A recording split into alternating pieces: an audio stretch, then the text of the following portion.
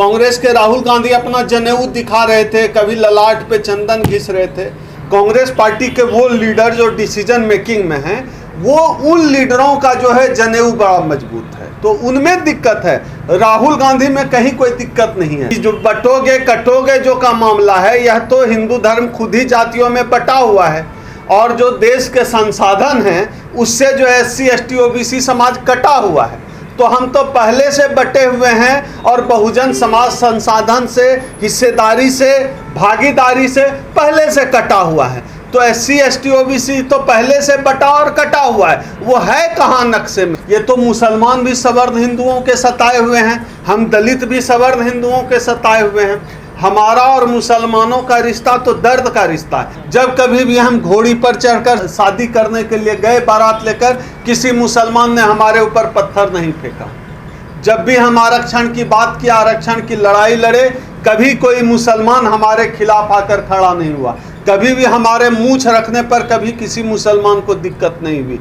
हम हिंदू नहीं हैं, हम बाबा साहब को मानने वाले लोग हिंदू नहीं हैं, हम लोग बुद्ध को मानने वाले लोग हैं, हम लोग बौद्धिस्ट हैं।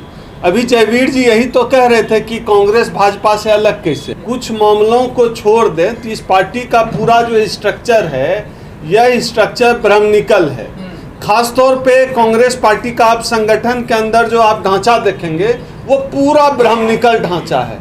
इसलिए एजेंडा के लेवल पर भी अगर राहुल गांधी की बातों को आप माइनस कर दें, तो आप देखिएगा पूरे कांग्रेस पार्टी का एजेंडा जो है इसी तरह से होता है। मुझे तो अब भी याद है जब मोहन भागवत ने पहली बार कही थी आरक्षण के समीक्षा की बात, उस समय जो है मनीष शर्मा कोई इसके नेता होते थे, मनीष शर्मा, जहाँ तक मुझे याद आ रहा है, उसने कहा था हाँ आरक्षण की समीक्षा होनी चाहिए।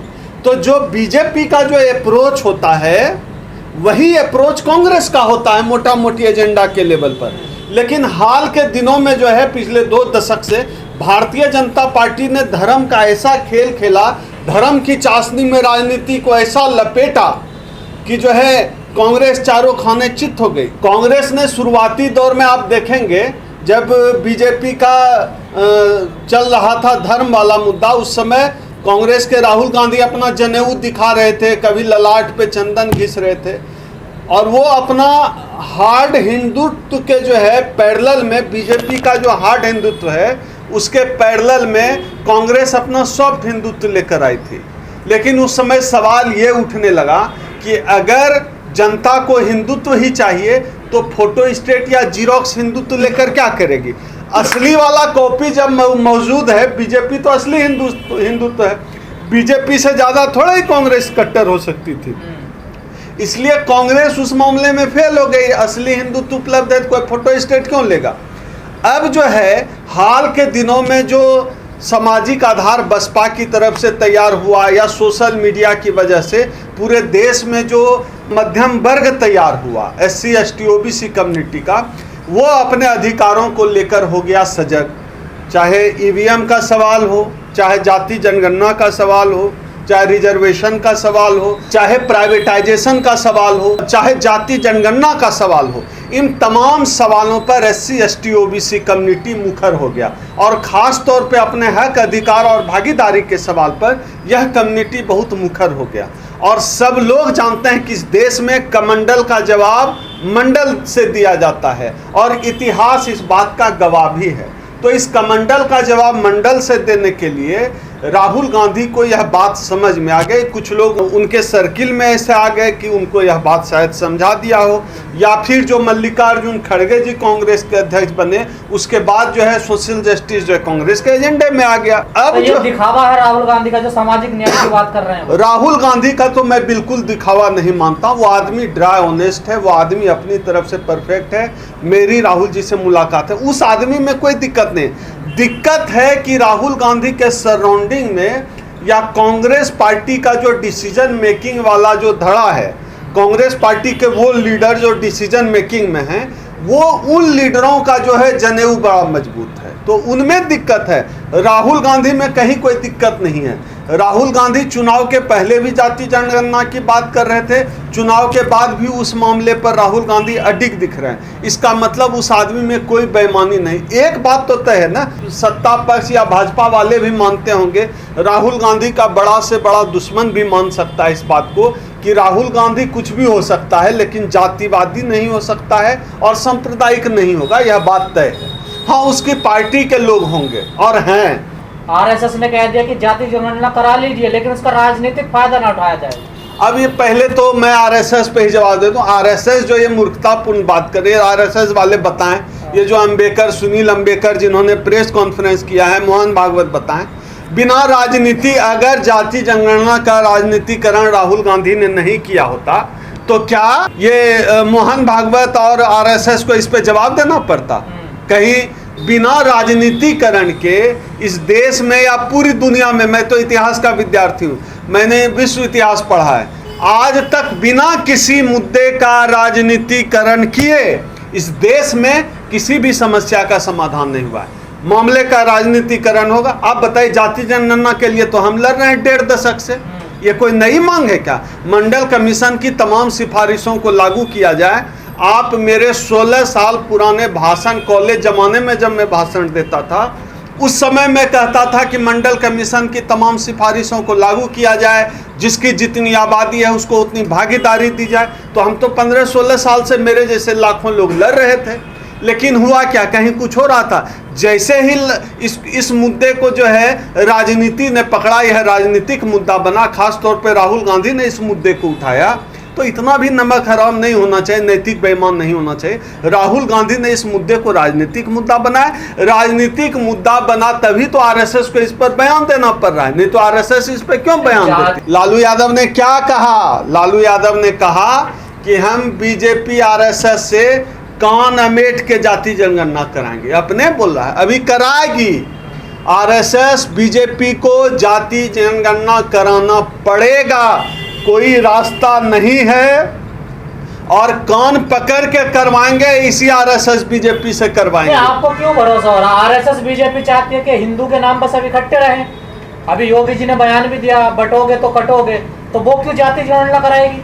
जो लोग कह रहे थे ना बटोगे तो कटोगे वाले जो लोग हैं, जो 80 और 20 जो है इस लोकसभा चुनाव के पहले बोल रहे थे ना, विधानसभा चुनाव में 80 और 20 की लड़ाई है, उसको जनता ने दिखा दिया कि कहाँ बटा है कहाँ कटा है। पहले तो यह कि जो बटोगे कटोगे जो का मामला है, यह तो हिंदू धर्म खुद ही जातियों में बटा हुआ है, और जो देश के संसाधन हैं उससे जो SC ST OBC समाज कटा हुआ है। तो हम तो पहले से बटे हुए हैं, और बहुजन समाज संसाधन से, हिस्सेदारी से, भागीदारी से पहले से कटा हुआ है। तो SC ST OBC तो पहले से बटा और कटा हुआ है, वो है कहाँ नक्शे में? और दूसरी बात, जो लोग कहते हैं ना कि देश का दलित, आदिवासी, पिछड़ा भी हिंदू है, वो आज तक इस बात का जवाब नहीं दे पाए हैं कि SC ST OBC का आदमी हिंदू कैसे है। जब भाई आप रोटी बेटी का रिश्ता कर नहीं रहे हैं, आपको हमारे आरक्षण से दिक्कत है, आरक्षण के खिलाफ कोई अब्दुल खड़ा हुआ है क्या? आज तक हमारे आरक्षण के खिलाफ किसी दाढ़ी टोपी वाले ने लड़ाई लड़ी है क्या? कोई कुछ बोला है क्या? हमारे आरक्षण के खिलाफ आप लड़ते हैं, सवर्ण समाज लड़ता है, ब्राह्मण समाज लड़ता है। जब हम 2 अप्रैल 2018 को आंदोलन कर रहे थे तो मुसलमान तो हमारे साथ खड़ा था। और मैं ऐतिहासिक घटना की तरफ आपको ले जाता हूं, जब इस देश में चौदार तालाब का आंदोलन हो रहा था ना, ये लोग आरएसएस वाले बड़ा मुसलमान को हम लोगों को बताते हैं दलितों पिछड़ों का भी दुश्मन है। मैं दलितों पिछड़ों को बता देना चाहता हूं जो बाबा साहब को मानते हैं। जब चौदार आंदोलन हो रहा था और बाबा साहब के सहयोगी चौदार से आ रहे थे जल सत्याग्रह करके, तो रास्ते में जो है हिंदुओं ने जो है कट्टर हिंदू जो खुद को कहते हैं, उन्होंने अटैक कर दिया, क्योंकि उनकी धार्मिक आस्था जा रही थी कि अस्पृश्य, अनटचेबल्स, दलित, पिछड़ा पानी कैसे छू रहा है। अटैक कर दिया। चौदार के आसपास जो है मुसलमान आबादी है। मुसलमानों ने बाबा साहब के साथियों को, पानी के लिए आंदोलन कर रहे साथियों को, दलितों को अपने घर में पनाह दी थी और हिंदू आक्रमणकारियों से बचाया था। यह एक ऐतिहासिक तथ्य है जो मैं कह रहा हूँ, कोई मनगढ़ंत कहानी नहीं है। आप चौदार आंदोलन का इतिहास पढ़ लीजिए। तो मुसलमान तो कभी हमारा दुश्मन नहीं है। और 2018 में जब हम आंदोलन कर रहे थे SC/ST एक्ट को बचाने के लिए, उस समय मुसलमान हमारे साथ खड़ा था। पूरे देश में जो आंदोलन हुए हर जगह मुसलमान हमारे साथ खड़ा था।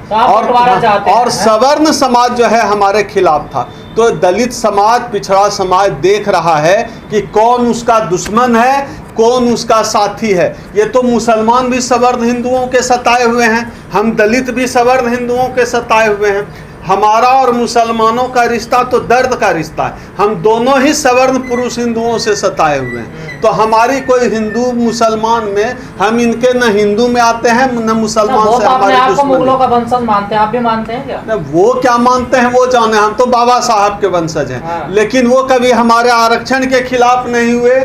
जब कभी भी हम घोड़ी पर चढ़कर शादी करने के लिए गए बारात लेकर, किसी मुसलमान ने हमारे ऊपर पत्थर नहीं फेंका। जब भी हम आरक्षण की बात की, आरक्षण की लड़ाई लड़े, कभी कोई मुसलमान हमारे खिलाफ आकर खड़ा नहीं हुआ। कभी भी हमारे मूंछ रखने पर कभी किसी मुसलमान को दिक्कत नहीं हुई। सीधी सी बात है, जब इनको मुसलमान से लड़ाना होता है तो हमको हिंदू बता देते हैं। लेकिन यह समाज अब पूरी तरीके से समझ गया है कि समाज को, दलित समाज को अब बरगलाना मुश्किल है। दलितों पिछड़ों को, हम हिंदू नहीं हैं, हम बाबा साहब को मानने वाले लोग हिंदू नहीं हैं, हम लोग बुद्ध को मानने वाले लोग हैं, हम लोग बौद्धिस्ट हैं। भले ही हमारे समाज के सभी लोगों ने बौद्ध धर्म स्वीकार नहीं किया हो, दीक्षित नहीं हुए, बावजूद इसके हम लोग कम से कम इसके हिंदू नहीं हैं। यह बात मैं ताल ठोक कर कहता हूं। तो यादव भी रोकते हैं ना। जहाँ जो जातियाँ, ये जो जातियों का जो ढांचा बनाया गया है, जातियों की इतनी नफरत भरी गई है। आप तो कह रहे हैं यादव जाट बारात रोक दें या अटैक कर दें, मैं तो कह रहा हूँ ब्राह्मणों ने जाति का जहर इतना गहरा भर दिया हम लोगों के अंदर कि दलितों में भी, तमाम जातियों में अभी रोटी बेटी का रिश्ता नहीं हो पाता है। तो ये जो नफरत है जातियों का, यह जो दरार है, यह ब्राह्मणों ने पैदा किया है। तमाम मुसीबतें जिन्होंने ब्राह्मणों ने पैदा की है जाति को लेकर, उन मुसीबतों से हम पा रहे हैं। आने वाले समय में ये तमाम जो इन्होंने दिक्कतें पैदा की है, इतनी जातियां बनाई है, इन सबको तोड़कर हम लोगों की पूरी लड़ाई है कि बाबा साहब के जो सपनों का भारत है, समता मूलक समाज बनाने का भारत है, हम वो समता मूलक समाज बनाएंगे। यह जो RSS और BJP की जो तमाम साजिशें हैं, उन साजिशों को आने वाले समय में और बेनकाब किया जाएगा। जाति जनगणना कराने के पीछे मकसद आपका यह है कि बंटवारा हो देश में? जाति जनगणना कराने का मकसद केवल और केवल इतना है, इस देश में जिसकी जितनी आबादी है उसको इतनी भागीदारी मिले। चाहे किसी का पैर खराब है या किसी, आपके घर में 10 रुपया है, 5 भाई हैं, किसी का पैर खराब होता है तो बाप उसका हिस्सा काट लेता है क्या? माँ उसके हिस्से का रोटी नहीं बनाती है क्या? या कोई भाई कह दे उसका आंख खराब है तो उसकी रोटी हम खाएंगे? ऐसा नहीं होता है। आप तो मेरिट का क्या होगा फिर? मेरिट आप यह बताइए, जिस सवर्ण का बच्चा, अभी हम दिल्ली के कनॉट प्लेस में बैठकर हम लोग बात कर रहे हैं, जिस सवर्ण का बच्चा करोल बाग के किसी पब्लिक स्कूल में पढ़ता है, उस बच्चे को पढ़ा दीजिए मेरे गांव के किसी सरकारी स्कूल में, सब मेरिट का तेल निकल जाएगा। और मेरे गांव का दलित बच्चा जो वहाँ के सरकारी स्कूल में पढ़ रहा है, या आपके गांव का कोई दलित बच्चा जो वहाँ के सरकारी स्कूल में पढ़ रहा है, दिल्ली करोल बाग के किसी कॉन्वेंट में पढ़ा दीजिए, वो बच्चा खराब स्थिति में भी डॉक्टर इंजीनियर न बन सके तो MBA तो कर ही लेगा। मेरिट मेरिट मेरिट कुछ नहीं है। मेरिट केवल और केवल अवसर का नाम है। जिसको अवसर मिला उसकी मेरिट, जिसको अवसर नहीं मिला उसकी कोई मेरिट नहीं। 40 लाख में, 30 लाख में, 50 लाख में जो मिलती है मेरिट, उसको क्या क्या होगा? वो ब्राह्मणों का स्पेशल प्रिविलेज है, वो मेरिट पैसे से मिलता है। आप डॉक्टर बन जाइए 1 करोड़ दे के, 2 करोड़ दे के डॉक्टर बन जाइए, MBBS कर लीजिए, इंजीनियर बन जाइए, वो अलग किस्म का मेरिट है। इस देश में सत्ता के संसाधन पर सभी लोगों का बराबर कब्जा नहीं है, भूमि का सही वितरण नहीं है, संसाधन सभी लोगों के पास नहीं है। इस देश की बड़ी आबादी को अवसर से, संसाधन से वंचित रखा गया है। उसी के लिए जाति जनगणना चाहिए। जाति जनगणना होगी, इसका मतलब है जिसकी जितनी आबादी है उसको उतनी भागीदारी मिलेगी।